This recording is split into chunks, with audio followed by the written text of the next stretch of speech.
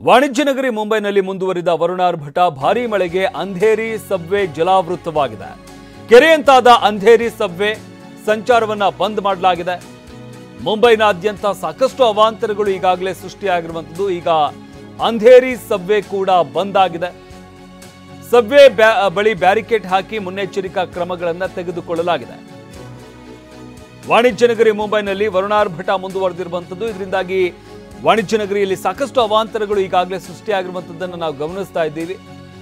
ಇದರ ಜೊತೆಗೆ ಭಾರೀ ಮಳೆಗೆ ಅಂಧೇರಿ ಸಬ್ವೆ ಜಲಾವೃತವಾಗಿದೆ. ಕೆರೆಯಂತಾದ ಅಂಧೇರಿ ಸಬ್ವೆ ಎಲ್ಲಿ ಸಂಚಾರವನ್ನ ಬಂದ್ ಮಾಡಲಾಗಿದೆ. ಸಬ್ವೆ ಬಂದ್ ಮಾಡಿ ಬ್ಯಾರಿಕೇಡ್ ಅನ್ನು ಹಾಕಿ ಬಂದ್ ಮಾಡಲಾಗಿದೆ. ಮುನ್ನೆಚ್ಚರಿಕಾ ಕ್ರಮಗಳನ್ನು ತೆಗೆದುಕೊಳ್ಳಲಾಗ್ತಾ ಇರುವಂಥದ್ದು. ಇಲ್ಲಿ ಗಮನಿಸ್ತಾ ಇದ್ವಲ್ಲ, ಇದು ಅಂಧೇರಿ ಸಬ್ವೆ. ಇಲ್ಲಿ ಇಡೀ ಒಂದು ವೇ ಬಂದ್ ಆಗಿರುವಂಥದ್ದು. ಇದರಿಂದಾಗಿ ಸಾಕಷ್ಟು ಮುನ್ನೆಚ್ಚರಿಕಾ ಕ್ರಮಗಳನ್ನು ಕೂಡ ತೆಗೆದುಕೊಳ್ಳಲಾಗಿದೆ. ಅಂದರೆ ಬ್ಯಾರಿಕೇಡ್ ಹಾಕಿ ಸಬ್ವೆನ ಬಂದ್ ಮಾಡಲಾಗಿದೆ. ಇಲ್ಲಿ ವಾಹನ ಸಂಚಾರಕ್ಕೆ ನಿರ್ಬಂಧವನ್ನು ವಿಧಿಸಲಾಗಿರುವಂಥದ್ದು. ಮುನ್ನೆಚ್ಚರಿಕಾ ಕ್ರಮವಾಗಿ ಬಂದ್ ಮಾಡಲಾಗಿದೆ. ಇಲ್ಲಿ ಯಾವ ರೀತಿಯಾಗಿ ನೀರು ಹರಿತಾ ಇದೆ ಅನ್ನೋದನ್ನು ಗಮನಿಸ್ತಾ ಇದ್ದೀವಿ. ಒಂದು ರೀತಿಯಾಗಿ ನದಿಯಂತೆ ನೀರು ಹರಿತಾ ಇರುವಂಥದ್ದು. ಪ್ರವಾಹದ ರೀತಿಯಲ್ಲಿ ರಸ್ತೆಗಳಲ್ಲೇ ನೀರು ಹರಿತಾ ಇದೆ.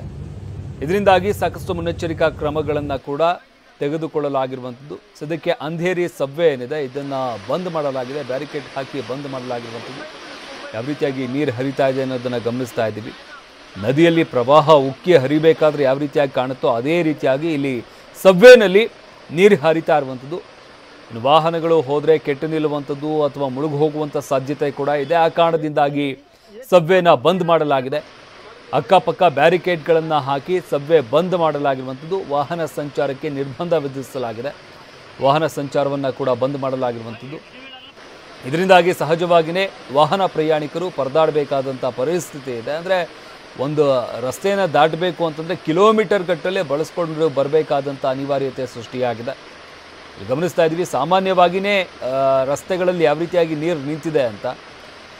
ಇನ್ನು ಅಂಡರ್ ಪಾಸ್ಗಳಲ್ಲಿ, ಸಬ್ವೆಗಳಲ್ಲಿ ಸಾಕಷ್ಟು ಪ್ರಮಾಣದಲ್ಲಿ ನೀರು ತುಂಬಿಕೊಂಡಿರುವಂಥದ್ದು, ನೀರು ಹರಿತಾ ಇರುವಂಥದ್ದು. ಇದರಿಂದಾಗಿ ಸಾಕಷ್ಟು ಅವಾಂತರ ಸೃಷ್ಟಿಯಾಗಿದೆ.